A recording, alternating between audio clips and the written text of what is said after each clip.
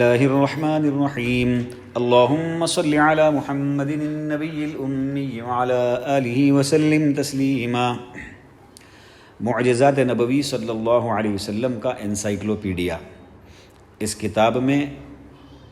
پہلا حصہ جو ہے وہ نبوت کے معنوی دلائل، اس کا سلسلہ چل رہا ہے۔ آج دوسری ٹاپک پڑھی جا رہی ہے نبی کریم صلی اللہ علیہ وسلم کے اخلاق۔ نبی کریم صلی اللہ علیہ وسلم کے پاکیزہ اخلاق، آپ کی مکمل تخلیق، آپ کی شجاعت و بردباری، شرافت و نجابت، زہد و قناعت، شرفاء کی رفاقت، صداقت و امانت، تقوی و عبادت، خاندانی شرافت، مبارک شہر میں آپ کی پیدائش اور پرورش و پرداخت کہتے ہیں تربیت کو، ان تمام اوصاف کا تعلق معنوی دلائل سے ہے۔ شیخ الاسلام علامہ ابو العباس ابن تیمیہ رحمۃ اللہ علیہ نے یہود و نصارہ اور ان کے مشابہ فرقوں کی تردید میں ایک کتاب قلم بند کی ہے۔ کتاب کے اخیر میں انہوں نے نبوت کے دلائل کو ذکر کیا ہے اور اس میں بالکل صحیح اور بہترین طریقے سے فصیح و بلیغ کلام کا استعمال کیا ہے کہ اس کلام کو سمجھنے والا ہر شخص اس کی بلاغت کا معترف ہو جاتا ہے۔ ابن تیمیہ رحمۃ اللہ علیہ مذکور کتاب کے اخیر میں فرماتے ہیں کہ نبی کریم صلی اللہ علیہ وسلم کی سیرت بذات خود آپ کی نبوت کی دلیل ہے۔ آپ کی لائی ہوئی شریعت، آپ کی امت اور اس کا علم و دین اور آپ کی امت کے نیک لوگوں کے کرامات، یہ تمام کے تمام ساحات آپ صلی اللہ علیہ وسلم کی نبوت کے عظیم دلائل ہیں۔ آپ صلی اللہ علیہ وسلم پیدائش سے لے کر بعثت تک اور نبوت سے لے کر موت تک کی زندگی میں اور آپ کے حسب و نسب، آپ کے وطن اور خاندان میں غور کرنے سے یہ حقیقت روز روشن کی طرح عیاں ہو جاتی ہے کہ آپ حسب و نسب کے لحاظ سے پوری انسانیت میں سب سے زیادہ اشرف اور خالص حضرت ابراہیم علیہ السلام کی نسل سے تھے، جن کی اولاد میں اللہ تعالیٰ نے نبوت اور کتاب نازل فرمائی۔ حضرت ابراہیم علیہ السلام کے بعد انہی کی اولاد میں سے نبی آئے۔ اللہ تعالیٰ نے انہیں دو لڑکے حضرت اسماعیل علیہ السلام اور حضرت اسحاق علیہ السلام سے نوازا، جن کا تذکرہ تورات میں بھی آیا ہے۔ اور اللہ تعالیٰ نے تورات میں بشارت دی کہ وہ آنے والا نبی اولاد اسماعیل میں سے ہوگا، اور اسماعیل علیہ السلام کی اولاد میں نبی کریم صلی اللہ علیہ وسلم کے علاوہ کوئی بھی شخص ایسا پیدا نہیں ہوا جو نبوت کے متعلق پیشن گوئیوں کے معیار پر اترتا ہو۔ اور حضرت ابراہیم علیہ السلام نے حضرت اسماعیل علیہ السلام کی اولاد کے لیے یہ دعا فرمائی تھی کہ اے اللہ ان کے درمیان انہی میں سے رسول بھیج۔ پھر ابراہیم علیہ السلام کی اولاد میں ممتاز قوم قریش اور قریش میں ممتاز خاندان بنو ہاشم سے رسول اکرم صلی اللہ علیہ وسلم کا تعلق ہے۔ آپ کی جائے پیدائش مکہ مکرمہ جیسا مبارک شہر ہے جسے حضرت ابراہیم علیہ السلام نے بسایا تھا، اور اسی شہر میں خانہ کعبہ مشرفہ ہے جس کی طرف لوگوں کو حج کرنے کی دعوت ابراہیم علیہ السلام نے دی تھی، اور ابراہیم علیہ السلام کے دور سے لے کر آج تک اس مبارک گھر کا حج کیا جا رہا ہے۔ اور یہ تمام باتیں انبیاء کی کتابوں میں اچھی طرح ذکر کی گئی ہیں۔ رسول اکرم صلی اللہ علیہ وسلم تربیت اور پرورش و پرداخت کے اعتبار سے لوگوں میں سب سے زیادہ کامل و اکمل تھے۔ سچائی، حسن سلوک اور مکارم اخلاق میں ہمیشہ معروف رہے، عدل و انصاف کا خوگر اور ظلم و فواحش سے بالکل الگ تھلگ رہے، جس کے گواہ وہ تمام لوگ تھے جو نبوت سے قبل آپ کو پہچانتے تھے، اور وہ لوگ بھی اس کے گواہ تھے جو آپ پر ایمان لائے، اور وہ بھی تھے جنہوں نے آپ کی نبوت کا اقرار کرنے کے بعد کفر اختیار کر لیا۔ آپ کے اقوال و افعال اور اخلاق میں کوئی بھی چیزیں ایسی نہیں ملتی جس پر عیب جوئی ممکن ہو، اور نہیں آپ صلی اللہ علیہ وسلم سے کبھی کوئی جھوٹ، ظلم یا برائی سرزد ہوئی ہو۔ آپ صلی اللہ علیہ وسلم کا تخلیقی ڈھانچہ اور آپ کی شکل و صورت اپنی مثال آپ تھی، آپ کا یہ نکھرا ہوا حسن و جمال آپ کے کمال خلقی کی گواہی دیتا تھا۔ آپ ان پڑھ قوم کے ایک امی یعنی ان پڑھ انسان تھے۔ آپ کچھ پڑھنا لکھنا نہیں جانتے تھے، اور نہیں آپ کی قوم کچھ پڑھنا لکھنا جانتی تھی، جیسا کہ اہل کتاب تورات و انجیل کو جانتے تھے۔ آپ نے لوگوں کے علوم کبھی حاصل نہیں کیا، اور نہیں کبھی اہل علم کی مجلس میں بیٹھے۔ آپ نے 40 سال کی عمر سے قبل نبوت کا دعویٰ نہیں کیا، یہاں تک کہ اللہ تعالیٰ نے آپ کی عمر کا 40واں سال مکمل فرما دیا۔ چنانچہ آپ صلی اللہ علیہ وسلم یکا یک ایک ایسے امر کے ساتھ رونما ہوئے جو تمام امور میں سبوں سے زیادہ عظیم تھا، ایک ایسے کلام کو ساتھ لائے جس کی نظیر نہ تو پہلے لوگوں نے سنا تھا اور نہ ہی بعد کے لوگوں نے سنا، اور ایک ایسے دستور کی خبر دی جس کے مثل آپ کے شہر اور قوم میں کوئی بھی نہیں جانتا تھا۔ آپ صلی اللہ علیہ وسلم کی اتباع انبیاء کے متبعین کے کمزور لوگوں نے کی، اور مالداروں نے آپ کی دعوت کو جھٹلا دیا اور دشمنی کی۔ علاوہ ازیں ان دشمنان اسلام نے آپ صلی اللہ علیہ وسلم کو اور آپ کے متبعین کو قدم قدم پر ہلاک کرنے کی کوششیں کی، جیسا کہ کفار ہر دور میں انبیاء اور ان کی پیروی کرنے والوں کے ساتھ کرتے رہے ہیں۔ آپ صلی اللہ علیہ وسلم کے پیروکاروں نے کسی بھی خوف یا دنیاوی لالچ کی بنیاد پر آپ کی اتباع نہیں کی، کیونکہ آپ کے پاس نہ تو دولت تھی جو انہیں دیتے، نہ ہی کوئی با اختیار علاقہ رہا جس کا ولی آپ انہیں مقرر فرماتے،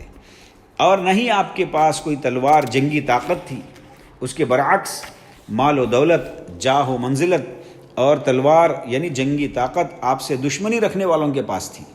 انہوں نے آپ کے متبعین کو طرح طرح کی تکلیفیں دیں، لیکن جب ان کے دل ایمانی حلاوت و معرفت سے سرشار ہو گئے تو وہ ثواب کی امید میں صبر و شکیب سے کام لیتے رہے، لیکن اپنے دین سے مرتد ہونا گوارا نہیں کیا۔ حضرت ابراہیم علیہ السلام کے زمانے ہی سے عرب کے لوگ مکہ حج کے لیے جاتے تھے، اور حج کے موسم میں عرب کے قبائل کا وہاں اجتماع ہوتا۔ رسول اکرم صلی اللہ علیہ وسلم بھی پیغام رسالت پہنچانے کے لیے ان میں نکلتے، اور اعراض کرنے والے سنگ دل یعنی پتھر دل کی بے توجہی اور جھٹلانے والے کی تکذیب سے نالاں ہوئے بغیر صبر و تحمل کے ساتھ انہیں اللہ کی طرف دعوت دیتے، یہاں تک کہ اہل یثرب یعنی مدینہ کا قدیم نام جو تھا یثرب ہے، یہاں تک کہ اہل یثرب جمع ہوئے جو یہود کے پڑوس تھے، اور اہل یثرب نے یہود سے نبی کی آمد کی خبریں سن رکھی تھی، جس کی وجہ سے وہ نبی کے آثار پہچان چکے تھے۔ جب نبی کریم صلی اللہ علیہ وسلم نے انہیں دعوت توحید دی تو وہ پہچان گئے کہ یہی وہ نبی ہے جس کا انتظار کیا جا رہا ہے اور جس کی خبر یہود انہیں دیتے رہے ہیں، اور چونکہ انہوں نے آپ کے حالات کو سن رکھا تھا چنانچہ وہ آپ کے مرتبہ و مقام کو اچھی طرح پہچان گئے، اور اس لیے بھی کہ آپ کا یہ دین تقریباً 13 سالوں میں ظاہر ہو گیا تھا۔ چنانچہ اہل یثرب آپ پر ایمان لے آئے، اور مدینہ منورہ کے لیے آپ کے ساتھ آپ کے اصحاب کی ہجرت اور آپ کے شانہ بشانہ جہاد فی سبیل اللہ پر بیعت کر لیا۔ پھر نبی کریم صلی اللہ علیہ وسلم اور آپ کے متبعین نے مدینہ ہجرت کی، اور وہاں مہاجرین و انصار ایک ہو گئے۔ ان میں سے کوئی بھی دنیاوی مفاد یا کسی خوف کی وجہ سے ایمان نہیں لایا، سوائے چند انصار کے جنہوں نے بظاہر اسلام قبول کیا، لیکن بعد میں ان میں سے بعض کا اسلام بہتر ہو گیا۔ پھر آپ صلی اللہ علیہ وسلم کو جہاد کی اجازت دی گئی اور اس کا حکم دیا گیا۔ آپ اللہ کے حکم کو نہایت ہی صداقت و عدالت اور وفا کے ساتھ بحسن خوبی انجام دیتے رہے۔ آپ صلی اللہ علیہ وسلم کی طرف سے کسی بھی قسم کا جھوٹ، کسی پر ظلم و زیادتی یا کسی کے ساتھ دھوکہ ریکارڈ نہیں کیا گیا، بلکہ جنگ و سلامتی، امن و خوف، غنی و محتاجی، اختیار و عاجزی، قوت و ضعف، قلت و کثرت، اور کبھی دشمن پر آپ کی فتح و کامرانی اور کبھی آپ پر دشمنان کی جیت، ان جیسے مشکل ساحات میں بھی آپ صدق و وفا اور عہد و پیما کے اعلیٰ مثال رہے، اور ان تمام حالات میں اپنے دین کی تکمیل کی راہوں پر گامزن رہے، یہاں تک کہ یہ دعوت سرزمین عرب کے کونے کونے میں پھیل گئی، جو کہ بتوں کی عبادت، کاہنوں کی خرافات پر مبنی پیشن گوئیوں کو، کفر میں خالق کے ساتھ مخلوق کی اطاعت اور سفاکیت و قطع رحمی جیسی خرابیوں سے بھری پڑی تھی۔ یہ لوگ آخرت کے انجام اور حساب و کتاب کے لیے دوبارہ اٹھائے جانے کے تصور سے بالکل ناآشنا تھے، مگر دیکھتے ہی دیکھتے ان کی زندگی کی کایا پلٹ گئی، اور یہی لوگ اس روئے زمین پر علماء وقت، دیندار اور عدل و انصاف کے علم بردار ہو گئے۔ چنانچہ جب ملک شام کے نصرانیوں نے انہیں دیکھا تو وہ ان سے مرغوب ہوئے بغیر نہ رہ سکے، اور یکلخت کہنے لگے کہ حضرت عیسیٰ علیہ السلام کے حوارین ان سے افضل نہیں ہو سکتے۔ صحابہ کرام رضوان اللہ علیہم اجمعین کے علم و عمل کے آثار اور دیگر اقوام کے بھی آثار اس سرزمین پر آج بھی موجود ہیں، اور تھوڑی سی عقل رکھنے والے بھی ان دونوں کے درمیان فرق کو خوب اچھی طرح سمجھتے ہیں۔ نبی کریم صلی اللہ علیہ وسلم کے لائے ہوئے دین کا غلبہ، مخلوق کی طرف سے آپ کی اطاعت و پذیرائی اور آپ پر ان کی طرف سے اپنے جان و مال کو نچھاور کر دینے کے باوجود مرنے کے بعد آپ صلی اللہ علیہ وسلم نے کوئی درہم و دینار، بکری یا اونٹ وراثت میں نہیں چھوڑا، صرف اپنا خچر، ہتھیار اور درع چھوڑا، جو ایک یہودی کے پاس 30 وسق ایک معروف پیمانہ ہے جو 60 صاع کا ہوتا ہے، اور ایک صاع کا وزن تقریباً 2.5 کلو کا ہوتا ہے۔ تو 60 کو 2.5 کلو سے ملٹیپلائی کر کے دیکھ لیں، اتنی مقدار میں جو میں رہن رکھا ہوا تھا جسے آپ نے اپنے اہل و عیال کے اخراجات کے لیے خریدا تھا۔ آپ کے پاس ایک زمین تھی جس کا غلہ اپنے اہل و عیال پر خرچ کرتے اور بقیہ غلہ مسلمانوں کی ضروریات میں لگا دیتے، اور آپ صلی اللہ علیہ وسلم نے یہ فیصلہ سنا دیا تھا کہ مرنے کے بعد آپ کی وراثت نہ تو تقسیم کی جائے گی اور نہ ہی آپ کے وارثین اس زمین میں سے کوئی چیز لیں گے۔ بخاری و مسلم نے حضرت عائشہ رضی اللہ عنہا سے روایت کی ہے کہ رسول اللہ صلی اللہ علیہ وسلم کی صاحبزادی حضرت فاطمہ رضی اللہ عنہا نے آپ کے انتقال کے بعد ابو بکر رضی اللہ عنہ سے پوچھا کہ رسول اللہ صلی اللہ علیہ وسلم نے جو ترکہ چھوڑا ہے، یا اللہ نے جو کچھ مال فی آپ کو عطا کیا ہے، اس میں سے میری وراثت نکال دیں۔ تو حضرت ابو بکر رضی اللہ عنہ نے کہا کہ رسول اکرم صلی اللہ علیہ وسلم نے فرمایا کہ ہماری وراثت تقسیم نہیں ہوتی، بلکہ جو کچھ ہم چھوڑ جائیں وہ سب صدقہ ہے۔ آپ صلی اللہ علیہ وسلم پر ہمیشہ عجیب و غریب نشانیوں اور خارق عادات و کرامات کا ظہور ہوتا، جس کی تفصیل باعث طول ہوگی، یعنی جس کی تفصیل طویل ہو جائے گی۔ آپ لوگوں کو گزشتہ اور آئندہ کے حالات کی خبر دیتے، انہیں بھلائی کا حکم دیتے اور برائی سے روکتے، ان کے لیے اچھی چیزیں حلال اور بری چیزیں حرام ٹھہراتے، اور شریعت کی ایک ایک چیز بتاتے۔ بالآخر اللہ تعالیٰ نے اپنے دین کو مکمل فرما دیا، جس دین کو دے کر آپ کو بھیجا تھا، اور آپ کی شریعت ایک مکمل دستور بن گئی۔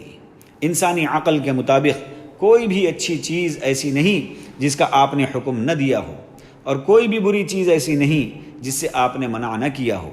آپ نے کسی ایسی چیز کا حکم نہیں دیا جس کے بارے میں کہا جا سکتا کہ کاش آپ اس کام کا حکم نہ فرماتے، اور نہ ہی کسی ایسی چیز سے منع کیا جس کے بارے میں کہا جا سکے کہ اچھا ہوتا کہ آپ اس سے منع نہ فرماتے۔ اور آپ نے ان کے لیے اچھی چیزوں کو حلال قرار دیا، جن میں سے کوئی بھی چیز حرام نہیں کی گئی، جیسا کہ دوسری شریعتوں میں حرام کر لی گئی، اور آپ کی حرام کردہ بری چیزوں میں سے کوئی بھی چیز حلال نہیں کی گئی جیسا دوسری شریعت والوں نے حلال کر لیا۔ آپ صلی اللہ علیہ وسلم نے پچھلی امتوں میں موجود تمام خوبیوں کو جمع کر دیا۔ تورات و انجیل اور زبور میں اللہ، فرشتوں اور قیامت کے متعلق کوئی بھی خیر کی بات ایسی نہیں جس کو آپ نے مکمل طور سے بیان نہ فرما دیا ہو، بلکہ آپ صلی اللہ علیہ وسلم نے تو ان چیزوں کی بھی خبر دے دی جو کتب سابقہ میں موجود نہیں ہیں۔ علاوہ ازیں عدل و انصاف اور فضل و احسان کی ترغیب جو اگلی کتابوں میں تھی، رسول اللہ صلی اللہ علیہ وسلم انہیں لے کر آئے، بلکہ ان سے بھی بڑھ کر آپ نے خیر کی تعلیم دی جس کی کوئی نظیر نہیں ملتی۔ جب عقل مند آدمی اسلامی عبادات اور دوسری امتوں کی عبادات پر نظر دوڑائے گا تو اسلامی عبادات کی آفاقیت و برتری، آفاقیت یعنی آفاق تک اونچائی، برتری کھل کر سامنے آ جائے گی، اور اسی طرح سے اسلامی حدود و احکام اور دیگر تمام قوانین شرعیہ کی برتری بھی ظاہر ہو جائے گی۔ تمام امتوں میں آپ صلی اللہ علیہ وسلم کی امت ہر امتیازی وصف میں اکمل ہے۔ جب تمام امتوں کے علم سے آپ صلی اللہ علیہ وسلم کی امت کے علم کا موازنہ ہوگا، یعنی کمپیریزن ہوگا، تو آپ کے امتی کے علم کی فضیلت ظاہر ہو جائے گی، اور جب آپ کی امت کے دین، اس کی عبادت اور اللہ کی اطاعت و بندگی کا موازنہ دوسری امتوں کے ساتھ کیا جائے گا تو یہ حقیقت کھل کر سامنے آ جائے گی کہ یہی لوگ، یعنی آپ کے امتی، سب سے زیادہ دیندار ہیں، یعنی آپ صلی اللہ علیہ وسلم کی امت سب سے زیادہ دیندار ہیں۔ جب آپ صلی اللہ علیہ وسلم کے امتی کی شجاعت، جہاد فی سبیل اللہ اور اللہ کی مصیبتوں پر، اللہ کے لیے مصیبتوں پر ان کے صبر کا پیمانہ دیکھا جائے گا تو معلوم ہوگا کہ یہی لوگ جوان مردی سے ڈٹ کر دشمن کا مقابلہ کرنے والے بہادر ہیں۔ اور جب ان کی سخاوت، ان کی نیکیوں اور ان کی اعلیٰ ظرفی وہ رواداری کا مقابلہ سابقہ امتوں سے کیا جائے گا تو یہ حقیقت روز روشن کی طرح عیاں ہو جائے گی کہ ان کے جود و کرم کی مثال نہیں ہے۔ اللہ تعالی ہم تمام کو نبی پاک صلی اللہ علیہ وسلم سے سچی پکی محبت نصیب فرمائیں، آپ صلی اللہ علیہ وسلم کی عظمت کرنے کی توفیق نصیب فرمائیں، آپ صلی اللہ علیہ وسلم کا دست مبارک سے حوض کوثر سے جام کوثر نصیب فرمائیں، اور آپ صلی اللہ علیہ وسلم کا پڑوس ہم تمام کو آخرت کی ہمیشہ کی زندگی میں نصیب فرمائیں۔ وآخر دعوانا ان الحمد للہ رب العالمین۔